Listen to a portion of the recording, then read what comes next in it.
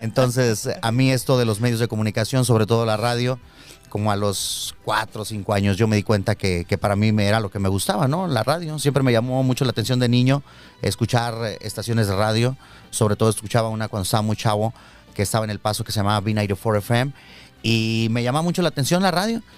Y cuando ya empiezo a chambear, que tenía como unos 14 años más o menos, me salí de la secundaria como a los 13 y a los 14 conozco un amigo que su papá era locutor. Y digo era porque ya en paz descanse el señor Alfredo Loya Urquizo, mejor conocido aquí en el ámbito de la locución en Juárez con el personaje del abuelo Chabelo. Él trabajaba en La Rancherita, en XFB La Rancherita, pero él tenía una discapacidad, entonces tenía que auxiliarle siempre a alguien en la manera de operar la cabina, ayudarlo a subir al carro, a bajarlo el carro, entonces siempre necesitaba un auxiliar. Entonces uno de sus hijos, que era el que le ayudaba, me dijo, ¿sabes qué? Yo ya no quiero ayudarle a mi papá, ¿no quieres trabajar con él? Entonces prácticamente haz de cuenta que me abrió las puertas así a donde yo quería ingresar, ¿no? Que era el fantástico mundo de la radio, y es así como empiezo a trabajar con el abuelo Chabelo, auxiliándole como su auxiliar, ¿no? Su operador de la cabina. Era una cabina enorme, pues todavía se utilizaban los discos de acetato, sí, las tornamesas. Entonces fue como un examen muy importante el poder operar una cabina de radio con esas magnitudes, ¿no? Como era la XFB, la Radio Rancherita, que en esos momentos, bueno, pues tenía un excelente lugar, ¿no? Tenía pues una estación tradicional de aquí de Ciudad Juárez, ¿no? ¿Quién no sabe de la XFB? Y sobre todo el abuelo Chabelo, que era muy popular en ese entonces. Sí. Era un locutor muy reconocido aquí en Juárez. Pero ahí usted empieza a ser asistente, sí, conectando equipos, sí, poniendo la canciones. música. El abuelo nada más hablaba, yo operaba toda la cabina. ¿Sí? Él tenía un programa que se llamaba Los Corridos del Abuelo, en donde contaba chistes a la gente que le llamaba y agarraba buen cotorreo.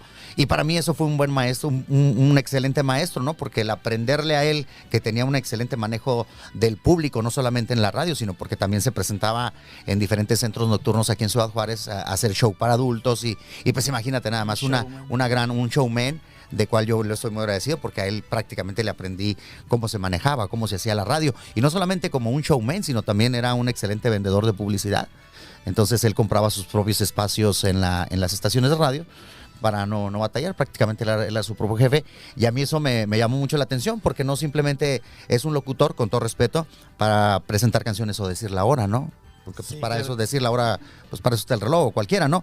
Pero ya cuando haces un show, cuando tienes otro tipo de características en la locución, pues ya te va mucho mejor y se te abre más el panorama de posibilidades de crecimiento, ¿no? Y estamos hablando que para esto dice que entra a los 14 años, sí, ¿y hasta cuánto dura ahí con esta? Con él duré como 8 años. Ya yo empecé a ver, tenía que buscar la manera de empezar de buscar una plaza, porque esto es muy importante aquí, tener una plaza, ¿no? Tener ya tu espacio, tu derecho ganado para tener una plaza sindical, una plaza laboral. Entonces de ahí ya dejo al abuelo y busco una plaza y me entregan una plaza de operador de consola. Okay. Y empecé a trabajar en la XHH, que hoy es Magia Digital. Cuando esa estación era Mariachi Estéreo y luego la convierten a estación grupera, la primera estación grupera en el norte de México que fue Magia Digital, me toca ese transfer de hacer ese cambio y me ingresan como operador de consola en el turno de la noche, de 12 a 6 de la mañana. Échate ese trompo al uña, o sea, prácticamente como velador, ese fue mi recibimiento, que déjame decirte que es un turno de los más matados, ¿no? Entonces me aventé 2 años en ese turno y yo prácticamente ya estaba tirando la cobija, estaba tirando la toalla como Pati Navidad, porque dije, no, esta ya no es vida para mí, ya había terminado, ya estaba yo por terminar la escuela, ya empezaba, ya trabajaba y ya ingresé a la Academia Comercial Osoyo en el 92 y ya había terminado la carrera de contador, entonces dije, ya me voy a retirar de la radio, voy a dedicarme a esto de los números, pero prácticamente eso no era lo mío. Entonces me salí un ratito y luego regresé y cuando ya estaba a punto de enfadarme de estar de operador en la noche, en ese momento, te platico, en ese momento es cuando se viene el cambio de lo análogo a lo digital. Que todas las cintas y todos los cartuchos, todo lo que se usaba antes prácticamente lo echaron a la basura y en aquel tiempo en la empresa Mega Radio donde yo trabajaba, pues hicieron un cambio muy importante en cuanto a la tecnología, ¿no? Y como los ingenieros que estaban instalando todo el equipo ahí en la empresa, trabajaban de noche, pues yo trabajaba de noche, entonces entre canción y canción iba a ver cómo estaban conectando los nuevos estudios de grabación que iban a instalar, ¿no? Pues prácticamente era como ingresar a una nave espacial, imagínate, sí. Pues esto, pero así enorme, bonito, las consolas digitales, unas grabadoras Tascam de 8 canales, un equipo impresionante. Entonces cuando terminan de instalar los ingenieros, el ingeniero Toño Vega, que venían de Zacatecas, le dice a Benny, que era el gerente, en paz descanse, al señor Carrizales, que eran los encargados, ¿saben qué? Pues vamos a dar un curso de capacitación a quienes estén interesados para tomar y quién se va a quedar encargado de estos estudios, ¿no? Sí. Pues imagínate nada más. Entonces yo le pido chance al señor Javier Carrizales, que era el gerente, le digo que si me da chance de tomar el curso, ¿no?